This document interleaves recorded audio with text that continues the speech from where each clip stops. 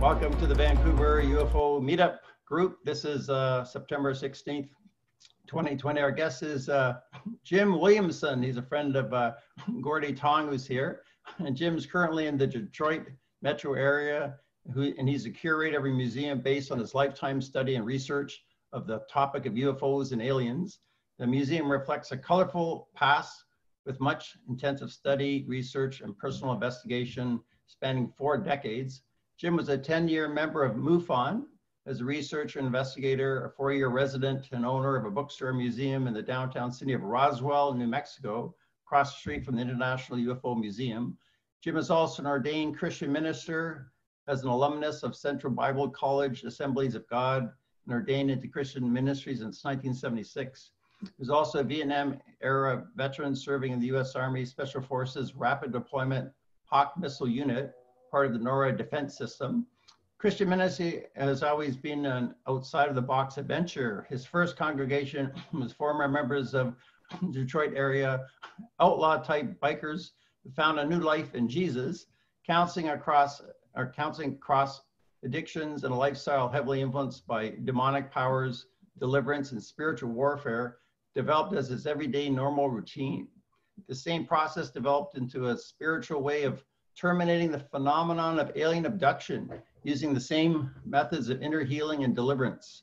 This became an important part of recent ministry for dealing with aliens and any and all unwanted paranormal intrusions. His book, written 25 years ago, predicted many of the events that are now front page news and hot topics of sci-fi and documentaries. The museum reflects all of this and the hope and promises from a God who is in complete control and promises to provide and protect us. This positive hope is the final touch to the theme of the museum, mixing many elements and visual models to make the complicated seem easy for everyone to understand. So his books are available at Amazon. The book is Beyond Science Fiction, Jim Williamson, and there's a link we'll put below this video. So welcome to the show for the first time, or welcome to the Vancouver UFO Meetup. Jim, here we are. And this is your office of your museum, right? Yes, it is. And thank you for being here. It's my honor and pleasure to be a part of your meeting. Yeah, thanks for joining us so late. It's you're 3 hours behind. You're in Detroit, and we're in Vancouver. It's 8:30 at night here and 11:30 at night. Yeah, and I'm an old guy and I go to bed early, but you know, this is worth it. It's worth it, and I enjoy being here. Thank you. Yeah, where should we start? Do you want to tell us about your museum or a bit about your history? You know, the thing is that the museum reflects my life, and I got to say that I always seem to be at the right place at the right time. A lot of these things pursued me. I didn't really pursue them. I kind of fell into it. But I can tell you that I've had a lifelong fascination with UFOs, aliens. You know, being an old guy, I mean, I was 5 years old when I kept my first newspaper article about Sputnik being launched. Yuri Gagarin, first man in space, Neil Armstrong. I mean, I followed the space program all the way through. I was a young boy in the 50s, and I watched all of the old-time science fiction movies of the 50s. Probably know them almost by heart by now. And they were one of the main things that I was always focused on. And I remember one particular night as a kid looking up in the stars and saying, you know, are you guys out there? And if you are you friendly? Are you, you know, who are you? And what do you want from us? And I kind of think maybe accidentally, I didn't realize it, but that was probably my open invitation for them to begin to intrude into my life, so that this whole lifetime fascination is not only something that I've studied, I've experienced it. And after I said something like that, I remember from about 5 years old to 12 years old, I was a victim of alien abduction. And now I didn't get nabbed by the Greys, I got nabbed by the Nordics. And so by saying that, I mean, it was less scary, less physically enduring. I mean, they didn't prod and put sticks up, you know, all your orifices and do all kinds of crazy genetic things, but they did a lot of mind tricks with you, having you almost like exercise mental capabilities to go beyond what we normally have. And I remember being very argumentative all the time. Remember one time I was being abducted and I kept complaining that I had a test tomorrow at school and it was important for me to be back there to get some sleep so I could do a good job and get good grades on my test tomorrow. And as I was looking around, I noticed that now I lived in a very rural area, and I noticed that almost my entire classmates and classroom people were there being abducted also by the same people and going through the same tests. And then I realized, wow, what is going on? At least if we're doing a class curve, they're in the same boat I'm in, so it can't be too bad tomorrow. But I'd like to think that they gave up on me because of that, but probably I failed to measure up to whatever their qualifications were. And at right about 12 years old, it seemed to cease to continue on. Now, my thoughts were that this was just an overworked imagination. I was fascinated by science fiction, movies, and so I was just having science fiction dreams.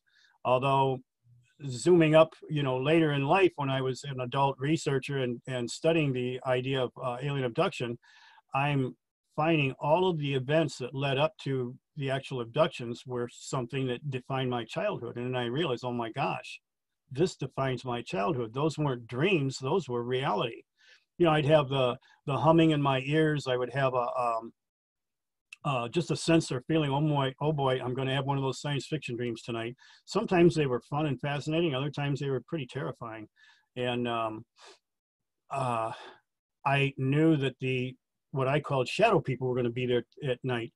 And they were like they were probably the grays. I could only see them out of my peripheral vision, just like a shadow, and I couldn't really see them. And they were telepathically, talking to me. And I got so scared, I'd throw the covers over my head and usually pass out of just pure fear. And I would wake up having this dream, or I'd wake up remembering about a dream that I had. And I just thought it was overworked imagination, just like, a kid thing, and I let it go. It wasn't until, like I said, I was in about 45 or 46 when I started researching all of this on a more serious level, that I realized, oh my God, that defines my childhood. I was a victim of abduction. So I started praying about it more. I got flash memories, more vivid, of what did actually transpire through some of these things.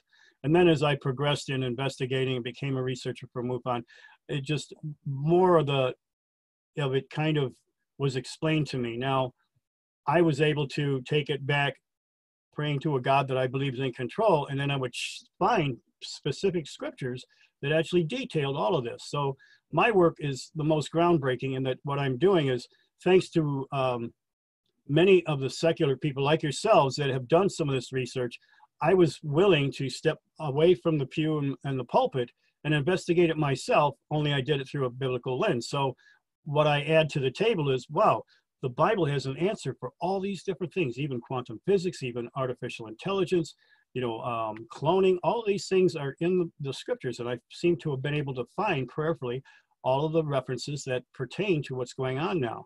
So in my museum, I think the biblical perspective kind of fills in some of the gaps to some of the mysteries that all of us are trying to figure out. And so now I see it in the scriptures. My expertise is in the original languages going back to the Greek, Aramaic, and the Hebrew.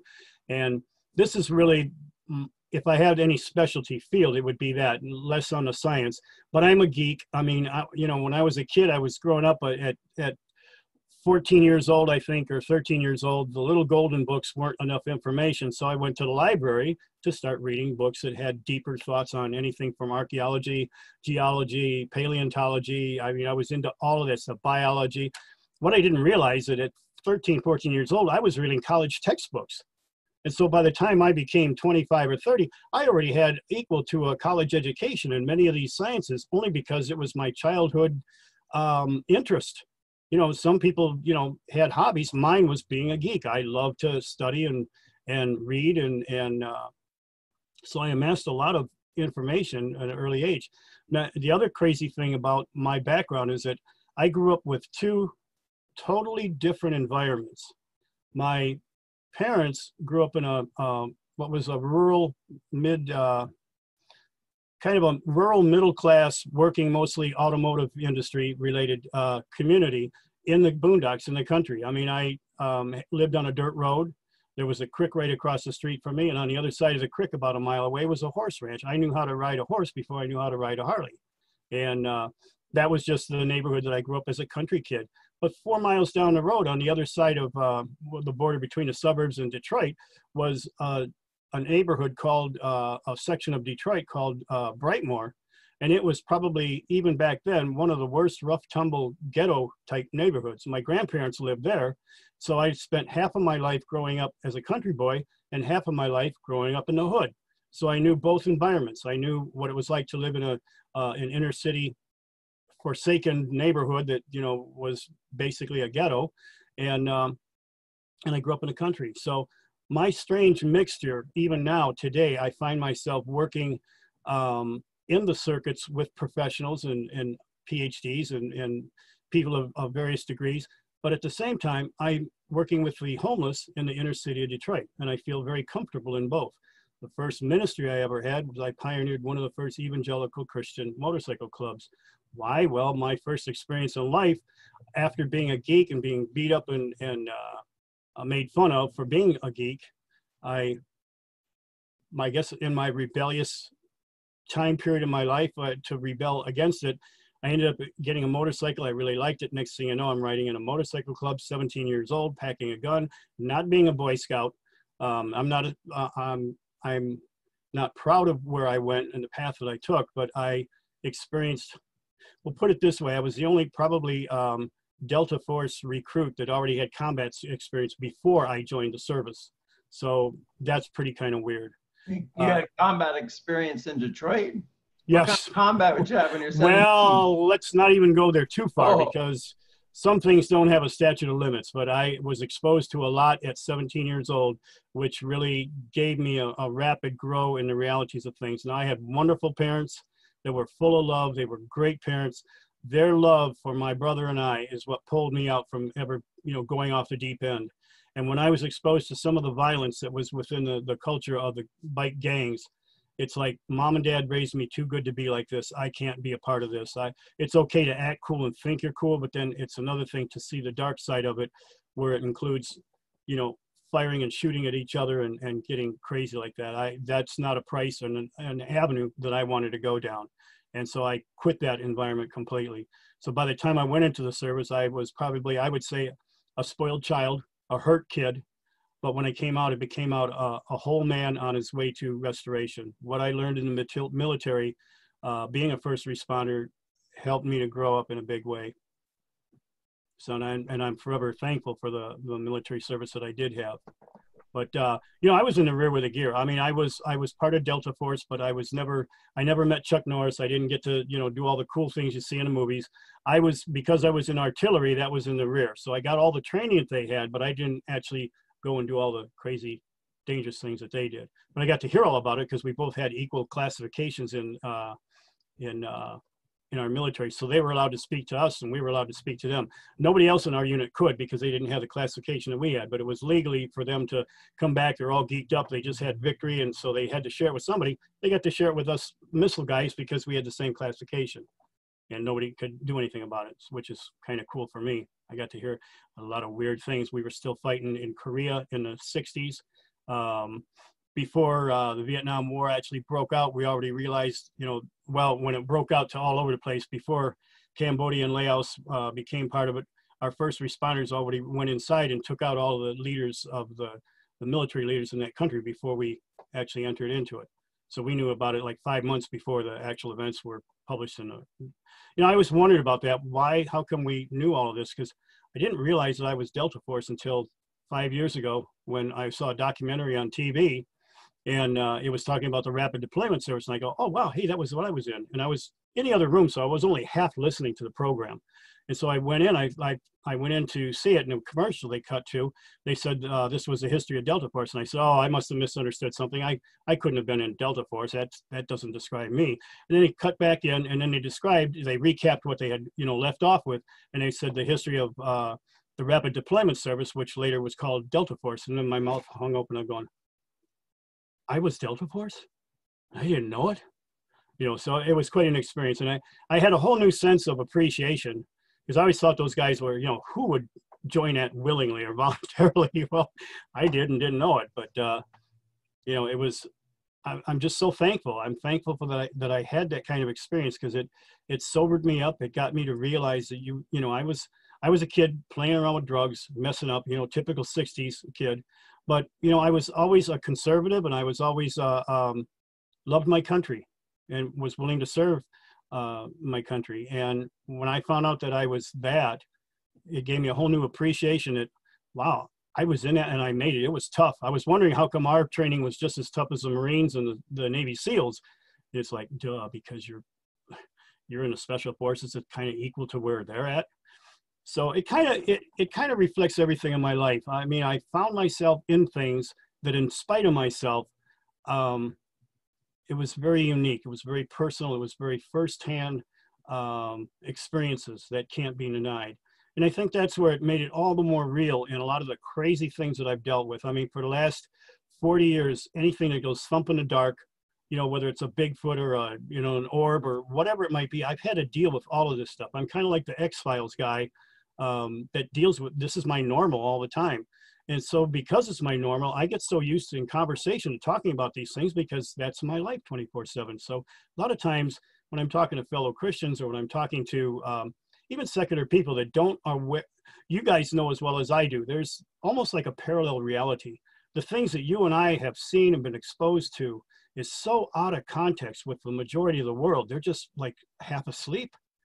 And you don't realize it. Well, you know, when you get involved in this stuff 24/7, sometimes you forget how strange that sounds to others. And so we get the backlash on that one, don't we, guys? You know, it's like a lot of us feel that way, where we live in this, yeah, like you use the term parallel reality. Yeah. yeah. I'm interested in your personal experiences. Like you thought, like white Nordics, like what's it like and what did they look like? And were you in a ship and details like that? But you can carry on, you know, with your presentation. Oh, no, this is, Like, you know, this is what I want it to be like, where you guys want to lead it to. So, I mean, if that's a question you have, I don't mind sharing right away. Let's just give you what you guys want from me. And I think that way it makes a better show for all of us and we get our answers that we want. So, you know, it's the Nordics that I was abducted by were typical. I mean, they did wear, I remember most of them wore like a blue one-piece, you know, uniform, like kind of like a stretch, you know, fit tight. All the women were very pretty and all the men were very handsome and all buffed out. And actually to me, they looked like the results of controlled genetics. I mean, there was no fat, bald, dumpy guys like me or anything. I mean, they were all, you know, looked like if you had a choice to choose the genetics, this is what you would look like. So they were all very attractive and very healthy and very buffed out and very shapely. So that was, you know, later on in life, I realized, you know, this, you know, okay, because you didn't see any, you know, what we would consider normal kind of people. These were genetically controlled people. It would be like in Star Trek's, you know, the augmented people. I can't remember what the episode showed, but it was all these people that were genetically perfect. And that's what I had. What year was this? Like, what year were you born and what year did this start? Like, this is the. Well, I was born in 1951. So this started probably around 1956, 57. And I think it ended about, when it was around 12. So I guess that would be what, 60, about 63, 64. This is about when it ended. And of course, then, you know, one of the results or the residual effects is that you have certain paranormal, you know, things that are kind of like a residual in your life because of the exposure that you had during these abduction experiences. Mine was out of the body travel. You know, I've had several of these situations through my life. And then the last time I remember when I became more spiritually aware of the spiritual implications, I realized, no, this is something I really don't want to be doing. So I called out to God. I quoted a prayer because I was a very young Christian and I didn't know any scripture or anything, but I remembered the Lord's Prayer. And so as I had it, it stopped. And then I realized, oh, there's something more powerful here that I need to realize. And being that I was adding a spiritual dimension to it, gave me more power and authority over than I ever had before at prior times. And it suddenly just instantly stopped. It's from that and some of the addictive counseling that I did when I was working in the bike ministry, where I was able to transfer some of that awareness and knowledge and treat it as more of a spiritual situation rather than just a natural situation. And I've actually been able to terminate for people their abduction experiences under the name and authority of using the name Jesus Christ and having them quote scripture and everything. So I would say, you know, probably when I moved to Roswell, New Mexico, that was in 2003. from 2003 is when I first started doing counseling, when I realized that, you know, I need to treat this whole alien abduction thing as serious, and maybe I can actually help some of these people. I got a chance to meet David Jacobs, and I met, the metal sculptor. He just passed away not too long ago. Well, I think not too long ago. It was probably about 10 years now. Do you guys know who I'm trying to think of? He was a metal sculptor because I was a metal sculptor, so I could relate to him on that. Bud Hopkins? Wendell Stevens? Thank you. Stevens? No, Bud Hopkins, yes. Thank you. Bud Hopkins, yeah. So I got to talk to both of them about abductions and everything. It was really interesting. And I told them, I said, well, you know, I've actually been able to terminate some of these. You know, you said you couldn't because they're more superior, and I agree with you, but I have actually been able to bring termination. They said, well, how do you know that it was terminated? And I said, because it stopped. Because the PTS that they were suffering from, post-traumatic syndrome, it ended too. All of a sudden they were able to get nice sleep and had a different life. And I said, it was because, I said, here's the funny thing. When all of these encounters that we have, no matter what entity is, whether it's a mantis and insectoid type, whether it's the reptilian type, the Greys or the Nordics, they all have one constant, consistent message. They tell us that, you know, that they have no problem with any religious figures except for that Jesus of the Bible. They keep telling us, you've got it wrong. He's one of us. He's from Alpha Centauri, or, you know, from the, you know, whatever galaxy. They said, you've got this guy wrong. He's one of us. He's part of us. We sent him here to teach you, you know, goodness and kindness or whatever. And I go, guys, guess what? You know, the only way that I've been able to terminate any of these abductions is using the name and the authority of the one they say we got wrong. I said, could it be that they're lying to us because they know that there's no other name into heaven by which man can be saved or delivered in this situation than with that name? And that's the name and the authority and the guy that I use, because apart from him, I am just as powerless as you to be able to terminate or do anything. But using this, by golly, it stops.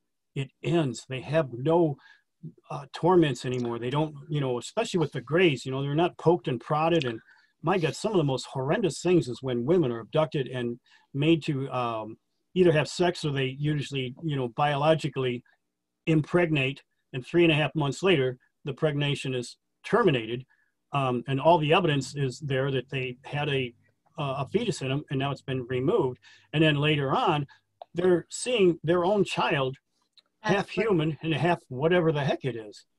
How awful that has to be for a woman to have to go through that kind of a thing. So Jim, were you raised as a Christian right from the beginning? Oh, absolutely not. No. No, I was raised on Darwin. I mean, you know, remember I said I was What age did you become Christian then? Well, that had to be, I'm kind of a thick, boneheaded, stubborn person. It took me 4 years after I got a miracle that there's no way. October 19th, 1970, I should have died in the swamp areas of Florida. I mean, this is really a crazy episode in my life. Here I am in Special Forces, but I was a kid on drugs. Now, I had a crazy background. My dad was a farmer, grew up on a farm, so he taught me all kinds of tricks on how to grow crops. My mother was a president of the American Irish Society. We lived on a 3/4 acre property that was technically called urban farmland. Now, she knew how to hybridize and make her own specific types of irises. So I learned the hybridization process. I knew farming tricks, but guess what I did to do hybridization and farming? I liked to smoke marijuana. And I lived in Florida, the ideal growing place for marijuana.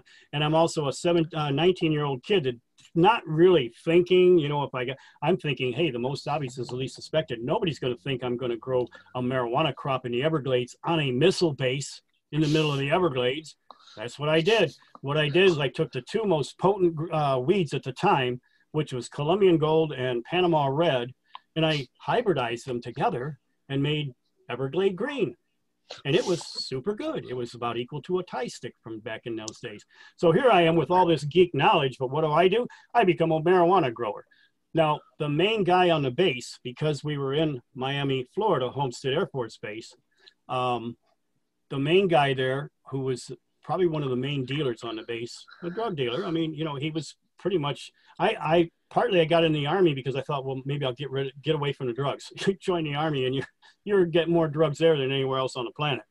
And so what happened was he told me, he says, look, you better not, if you start selling this stuff, you're going to cut into the mob and you're going to end up floating, you know, somewhere in a bog somewhere dead. So he said, I'll tell you what, I got this motorcycle and I don't know how to work on it. You came from a biker background, you know how to work on a Triumph? I said, sure, I had one just like yours. I can tear it down and build it back up. He said, well, I'll make you a trade.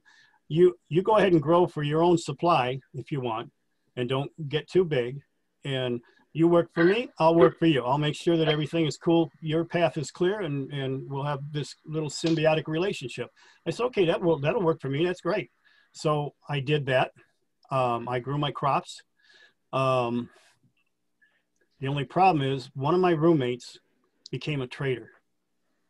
He was going to sell the arming device to our missile to some South American group, a terrorist group. Holy smokes. Yeah, and I told him, I said, what is the matter with you? He said, oh, this missile system's so old. It's back from 1952. I mean, you know, come on, everybody's got it. I said, look, whoever they are, they don't have it and they want it. And guess what? They're going to use it against us. Americans are going to die. Why would you want to do that?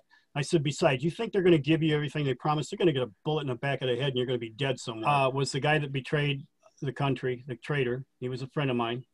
The other one was a guy that was he was an older guy. We were like, you know, 17 to 19 and he was like 32. And so he was the old guy. He used to get drunk and then he used to talk about how he used to be a hitman in the syndicate and he knows everybody there. And we'd say, yeah, Brown, just, you know, sleep it off. We'll talk about it tomorrow. You know, we just kind of ignored him. And out of desperation, what happened was that I turned this guy in. I knew he had a contact book. We were on special training one time, and that's where he was approached by this organization. And so he had a little book with contacts on it and everything. Then I knew about this book. So I turned him in. They took me to Battery Control Central. Then they took me to S2, which was a security place. I talked to the top brass and everything and went in for a debriefing. And unfortunately, one of the people in S2 was a secretary who was a customer of mine, and he recognized me going into a vault with all of the people. And what happened a week later was there was a major drug bust, and my buddy, who was a drug guy, got busted. Well, who was the narc? Hey, well, we saw Wilhelmsen go into a vault with the generals. He had to be the narc. So next thing you know, I got a contract out on me. And they even came up to me and told me the date that I was going to die. He said, you better make arrangements with a man because you're dead. I thought, these guys are my friends. They're just messing with me. They're not taking this serious. They're just trying to freak me out. Because in the service, you do that with everybody anyway, you know, and always playing head games and stuff. So I thought that's what it was. It ended up being real. I actually escaped. And who I was escaping were some of the first responders that had 10 years experience going in and executing people at the government's direction. These guys were nobody to mess with. And certainly a rookie like me could not be up to par to their standards of their efficiency. I was one scared kid trying to struggle for my life. I escaped. It was supernaturally. I passed out on the day that they were supposed to kill me. And we're taught about being in a firefight, we double tap. In other words, in a firefight, you go up and you put around back of the neck, up into the head so that you make the person brain dead, just to make sure they don't get up and cause any other problem, especially in Vietnam, especially something we learned from World War II.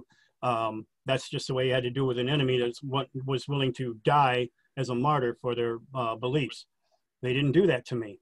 I was spared somehow. And somehow I, you know, got back safely. I talked to this one guy. He says, don't go off base. I'll talk to people down in Miami and we'll see what's happened. So he came back. He says, Jim, don't trust anybody. For God's sakes, don't leave this base and don't worry about it. Everything's been handled. And I said, what do you mean handled?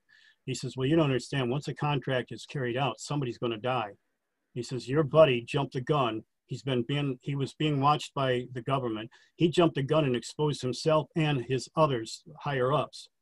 And they know you're innocent because they did know about this other thing, because I was in the room when you turned these guys in and I knew what was going down, but I just didn't want to get involved in it. So, but I let them know. you're off the hook. Your buddy's going to be dead Sunday, and there's nothing you can do about it. And I said, no, wait a minute. I don't want to be responsible for any of his death. I'll take my own chances on this thing. He said, no, you don't understand. It's going to be carried out. You've got nothing to do with it. You know, this is just the way things got to be. So that Sunday, he was out in the Everglades. He lived off base because he was not an officer, but he was a sergeant that could live off base. So he was out riding, and somebody did a hit and run. He was decapitated, and he died. He died, I lived.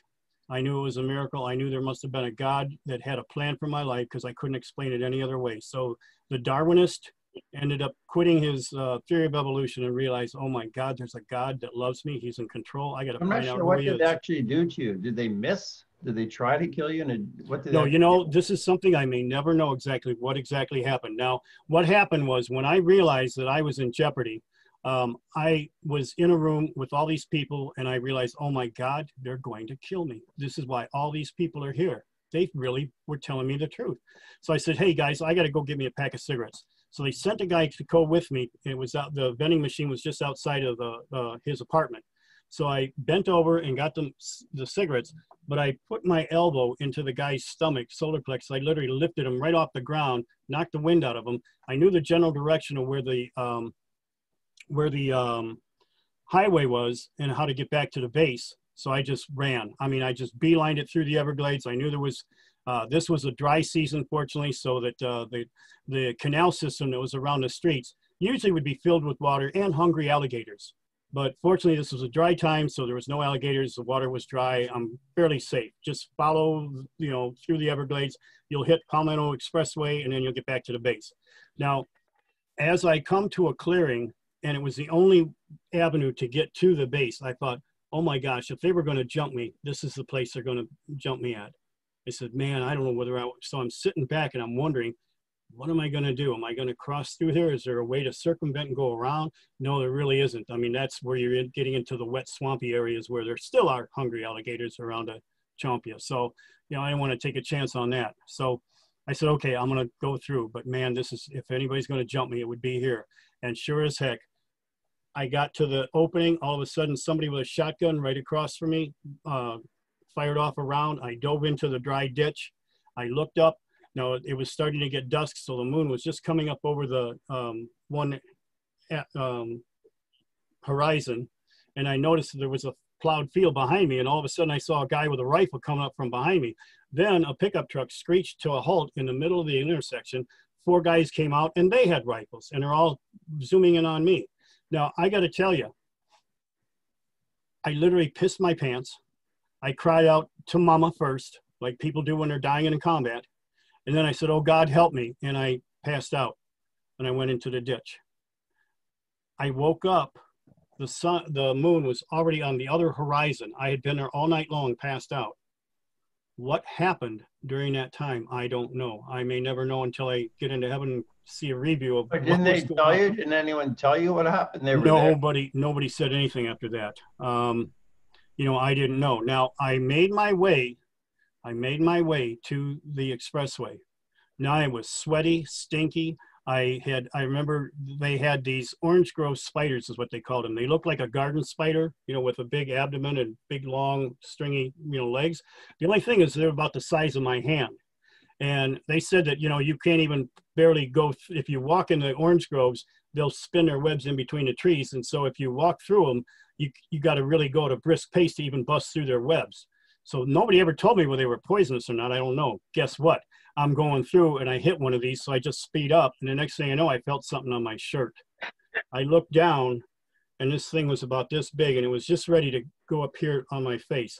Now, if I try to brush it off, boom, I'm maybe dead. I don't know. So I turned my head. I went like this. I squished it until I could feel it oozing behind me, and I threw it on the ground. I couldn't even look at it. I was one that, you know, if I got a little tiny spider on me, I go, ooh, like this. Well, you know what? After that experience, I was never scared of a spider again in my life. But this thing had crawled up. I killed it. So I got all of this stuff on me, not somebody you want to pick up who's hitchhiking.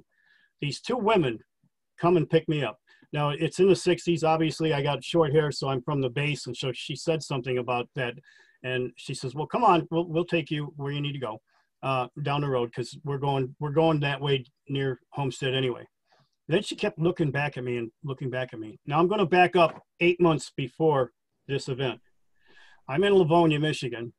There's this young girl on a little dirt bike, and she's wearing biker apparel. So I can tell that she's, from maybe sub-club oriented kind of a situation.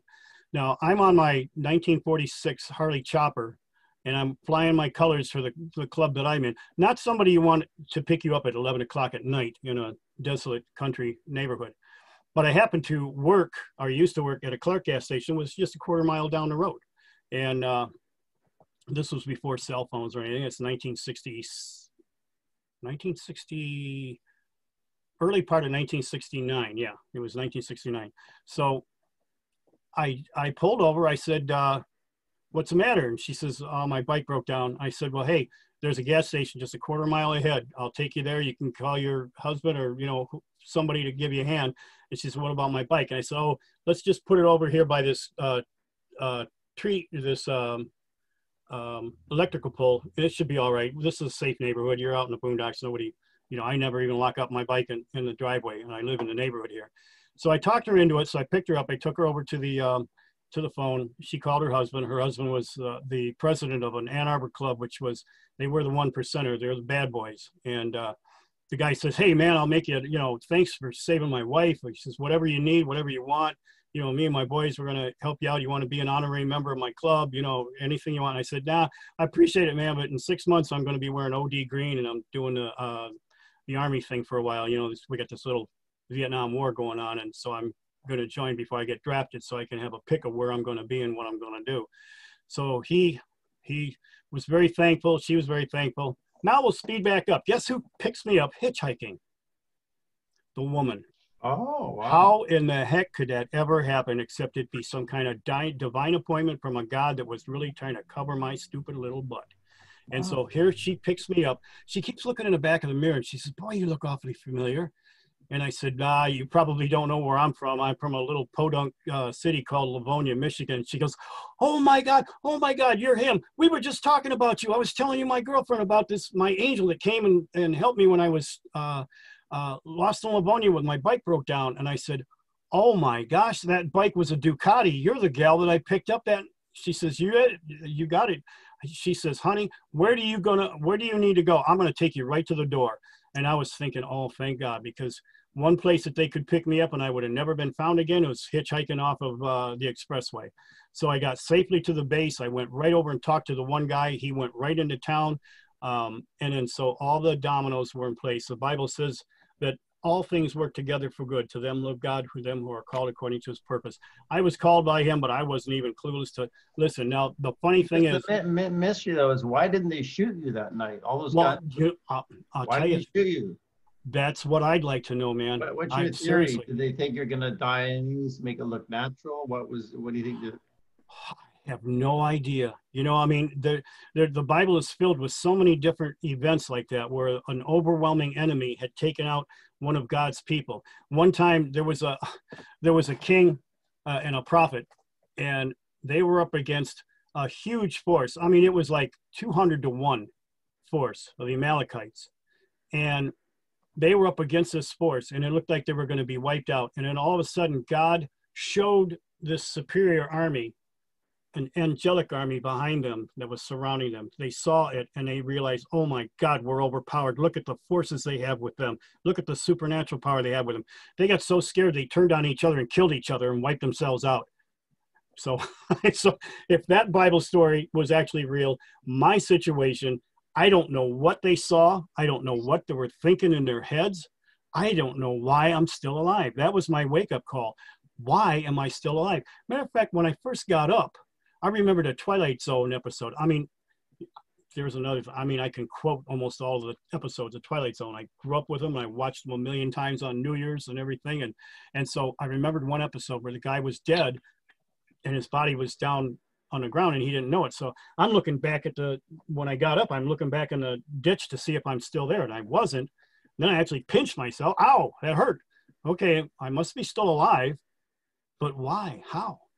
So, it's one of those things. I may never know until I get into eternity to see what the heck happened. What caused them to not follow normal procedure that they were trained in to do? And that's to make sure by putting one in my, why am I still alive? I have no idea. But it got my attention that, oh my gosh, there's a God, he's in control. I better find out who he is. This is what I said about being a donkey. It took me 4 years after that. I was searching anything and everything except that Jesus. I had a couple of biker friends in the early 60s before me. They got saved, and all of a sudden they're wearing suits and we're carrying a little Bible. I'm going, oh, you guys went crazy, man. You're nuts. You know, you're just, that's insane. How did you get stupid all of a sudden? You know, and all of a sudden it all made sense. Oh my gosh. They found something so special, and they tried to tell me, and I wouldn't even give them the time of day. Matter of fact, I mocked the one guy. Normally he could have swept the ground up with me, but now all of a sudden, he's a Christian, so I'm not going to fight back or anything. So now I can tease him and taunt him, and I did. Once I did get saved, he was one of the first people I came back to and says, dude, man, I'm sorry. You were trying to give me something most important, and I wasn't listening, but now let me tell you what happened in the Army, and I'm listening now, but it took me 4 years. Anything but the name of Jesus. I don't want that Jesus guy. No, that can't be right.